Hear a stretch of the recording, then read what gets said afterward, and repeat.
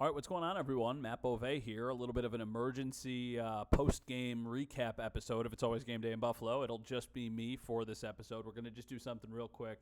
Admittedly, I'm recording this at like 2 a.m. inside the conference room at my hotel. Sal is on his way back to Buffalo following the big 31-10 win against the Miami Dolphins. This was a dominant win on both sides of the ball, and I think a really impressive statement that the Bills are not going to go away. They're not going to give over the AFC East without a fight, and that they probably are still the team to beat in this division. Miami, there are a lot of questions about that team. Of course, there's a very now serious conversation that needs to be had about Tua. Really happy to see him be able to walk off the field, but a really scary injury for somebody who has been dealing with those concussion problems since his time back at Alabama. You were just hoping as a human that he is okay. Obviously, we don't know what's going to happen with that team, but even with Tua in the game before the injury, the Bills dominated. I mean, they had 3 interceptions, one of which was a disastrous play. The Jamarcus Ingram pick 6. That is a ball that should never be thrown. It was the Will Levis pass from the other day, and then it was Tua doing it on Thursday night. I thought the defense was incredible, and that was the story of the game. And honestly, so much credit and respect to what Sean McDermott and Bobby Babich were able to kind of plan up and get ready to go on a short week.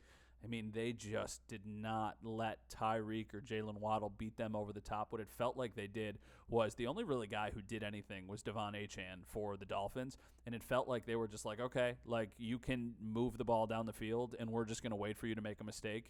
And that's ultimately what happens. They would make mistakes, and the Bills would take advantage of it. I mean, they had the 3 turnovers. Jamarcus Ingram gets 2. Christian Benford gets another. I would say 2 of the turnovers should have been completely avoidable. The second one, like, that's a bad throw from Tua. I know you could say the receiver slipped, but he overthrew him. And then Christian Benford, an easy interception. And then the Jamarcus Ingram second interception. The first one was, just a nice play by Ingram. It hits that guy in the chest. It bounces off of him. But a nice play by Ingram, another player who we'll talk about more later. So they have the 3 turnovers. They also had the 2 turnovers on downs. One of them was the Ed Oliver sack, and then one of them was when right after Tua got injured and Skylar Thompson came in the game, and they couldn't convert there. I think the game really changed. There was one singular moment. It was the Ed Oliver 4th down sack, and then on the next play, James Cook busts off the big run for the touchdown. And at that point, it felt like they put him away. At that point, it went from 17-7 to 24-7. Only a couple minutes left in the half. They hold him to a field goal right before, and then that Jamarcus Ingram was like the final interception for a touchdown. That was like the final nail in the coffin. I think defensively what they did without Taron Johnson, without Matt Milano, without Terrell Bernard for most of the game, another thing that we'll talk about is simply remarkable from McDermott and Babich. I mean, he's a defensive-minded coach, and he always seems to be able to overcome adversity and injuries on that side of the ball. I think pretty clear as day, Sean McDermott outcoached Mike McDaniel in this game. Like, this is one of those instances where he coached circles around the guy that was on the other sideline, and I think a lot of Sean McDermott has flaws. There's no denying that. I think that there's a lot the Bills could have done better. I think that there have been a lot of mistakes that fall on him, but Thursday night was one of those instances where you're like, okay, well, like, defensively, you know that they're going to be okay. But I'm not saying I did know that. I'm just saying that's what it ended up being. You knew it was going to be okay after you watched them early in the game. I mean, the Dolphins had that 1 touchdown drive. Other than that, the Bills were shutting them down. They were forcing them into mistakes. They were making tackles. They didn't miss as many tackles, and that's really impressive considering the team speed that the Dolphins have. So many places all over the field. I thought defensively it was a really, really impressive effort. I think Bobby Babich deserves credit. There were a couple plays that they would want back for sure, but, I mean, how about Von Miller? Von Miller pops up. He gets a sack. Greg Rousseau had a nice tackle for loss that I thought was a pretty good play. Shout out to Mar Hamlin. He finished the game with 10 tackles. Balin Spector had 10 tackles.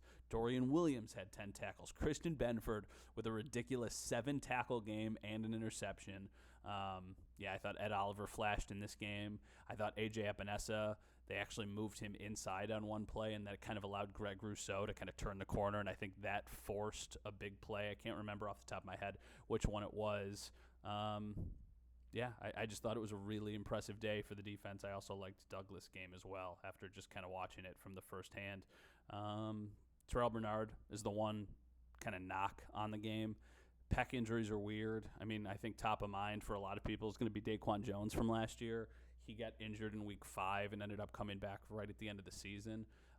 Figuring out the severity of the injury is going to be, I think, very important. There are different ranges. Could it be a sprain? Could it be a tear? Does it require surgery? You know, you just get the sense that, like, this would be another massive obstacle for the Bills to overcome.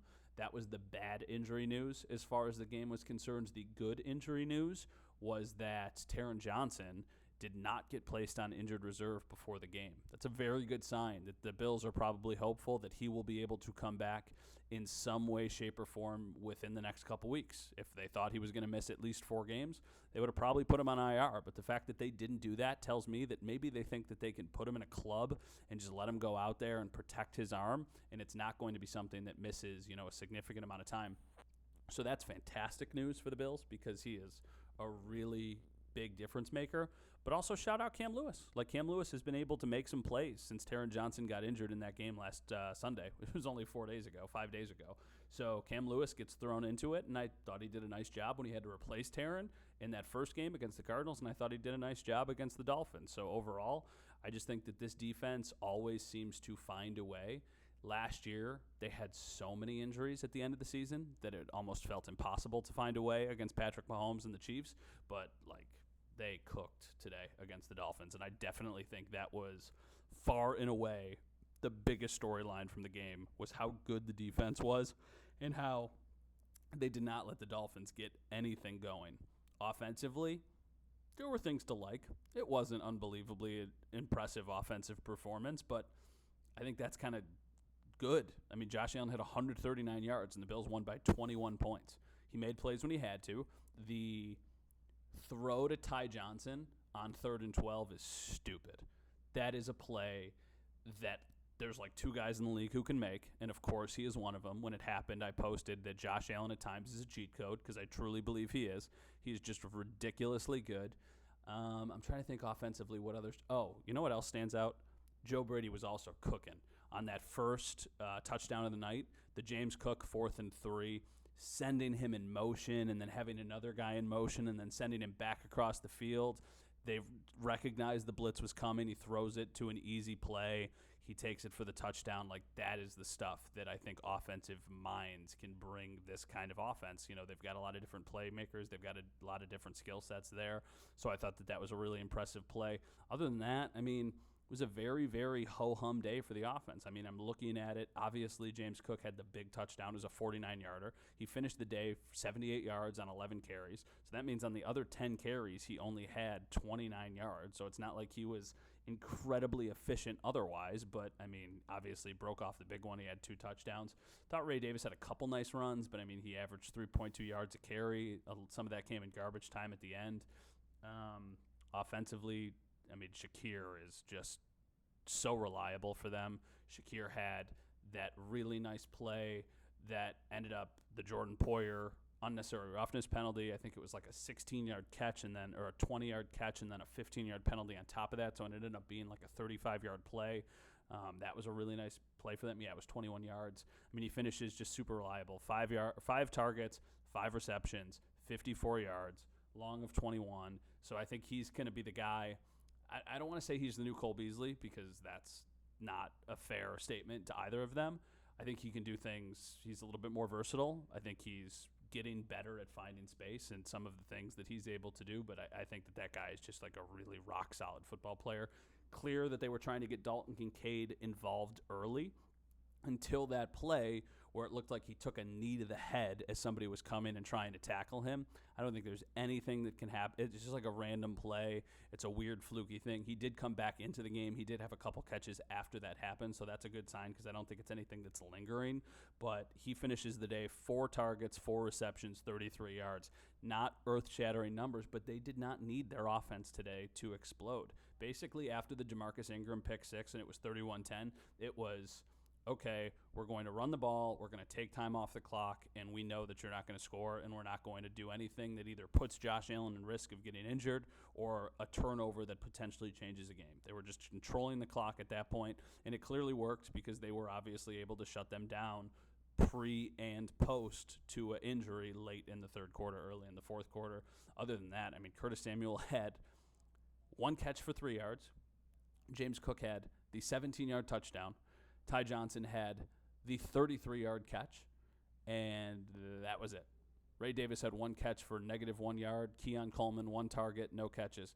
Marquez Valdez-Scantling, no catches. Matt Collins, no catches. So when they say, like, everybody eats when you need them to eat, but they did not need to eat on Thursday night, and they were still able to, just really make a statement against the Dolphins. I think that it's a good sign for the Bills that they didn't need Josh Allen to have, like, a superhuman performance like they did against the Cardinals. Sometimes you need your best player to go nuclear, and he's capable of doing it, but he did not have to on Thursday night. The defense was the ones who really kind of carried the weight here, and I think that they deserve a lot of the credit. I don't think Josh had a bad game. I think he made, like I said, a spectacular throw to Ty Johnson. I think he was efficient with everything he needed to do. Also, don't forget, like, he was wearing a glove on his left hand.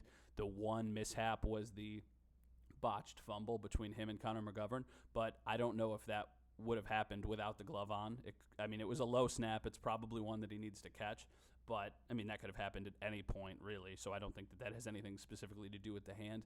I think just getting through this point in the season, two games that I don't think I should say that they should win. They should definitely beat the Cardinals at home. They were underdogs in this game. Like, Vegas does not give away free money. They were 2-point underdogs in this game. I know it was on the road. I know it was a short week, but I think this is a good win for them. And I think that this shows that they are very serious. And I think that you've got the Jags coming up next, but you're going to have extra rest for the Jags. I don't know yet about the Jags, what they are. I'm sure the Bills will be a pretty decent-sized favorite home Monday Night Football against the Jags. So that's another game that, they absolutely have a chance to win. Then they kind of have that murderer's row of 3 games at Baltimore, at Houston, at New York. You win this Jags game. At that point, I think you win one of those next 3 and you really like your start to the season. Maybe they're capable of doing more. I really do believe that. But 4-2 does not seem impossible right now. And, given the questions we had before the season and the injuries that they've already dealt with, it's a pretty nice start. And now you've got Miami playing catch-up with a very serious question, and that's, once again, more than football. I'm not trying to make this light of the situation at all, but who knows what happens with Miami. Jets already have a loss. I do think that they'll be better than they showed in that first game of the year. I just think that defense is too talented to not be any good, and Rodgers did make some plays. Like, you could tell there's rust, but you can also tell that he still can sling it around there a little bit. I think the Patriots are going to be, like, sneaky difficult, but I don't think that they're going to be a team that's really contending for a playoff spot. So I do think that after 2 games, like, the Bills are in a really good spot in this division. Obviously, they're 2-0. If the Patriots win, they'll also be 2-0 this week, and they'll have a tie at the top of the division. But, getting out ahead of your opponents is a big deal. And also Miami, too. Like, this one thing about Miami. Miami was also down 14 points to the Jags, and like a yard and a half away from being down more off of that ETN fumble. So they've got some serious concerns, regardless of who is playing quarterback for them. I think that they're a flawed team in a lot of ways. Defensively, their defense didn't need to do a ton. Their defense today was not anything special, but the Bills' offense wasn't either. I think it was just kind of the way the game itself played out. Offensively, like, they have Tyreek Hill, they have Jalen Waddle. Totally get that. Those are 2 guys who can immediately take over a game. If you take that away, though, it's basically the Devon Achane show. And he's good, by the way. Like, that guy is serious. Devon Achane today had 96 yards rushing, averaged 4.4 yards a carry, also had 7 catches for 69 yards. So if you were a Devon Achane fantasy owner and you played him in this game, you're probably pretty happy because that's a very efficient day. Add a touchdown into that. But you would be even more happy if you had James Cook. If you're in a league where you have both of those guys, then that's really impressive. I know I'm rambling a little bit here, but I just kind of wanted to get something up quick because I know that a lot of people are going to wake up on Friday morning and they're going to want to consume as much Bills content as humanly possible because they're riding that high off of the game on Thursday night. I'll close by saying this, and I posted this on X, Twitter, whatever the heck you call it. It was just that the demise of the Buffalo Bills was greatly exaggerated, and I do think that they are still a team that can compete with the best teams in the league. I think that they've got a coach that can really dial some things up, that cover up some of the flaws that they have on their roster. And they got the second best player in the league in Josh Allen, who can do things that a lot of other people can't do. And I think that that is a recipe for success.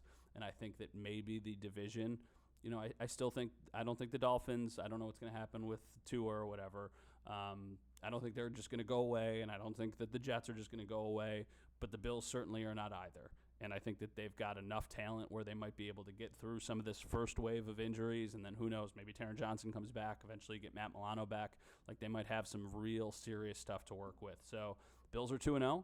I'm sorry that I did this solo, but Sal is probably like somewhere over one of the Carolinas at this point, and I didn't want to have to wait until the morning. I wanted to get this to you guys as fast as possible. So we will talk to you soon. Thank you for listening, watching, whatever you did. And, have a great weekend, and we'll talk to you guys soon.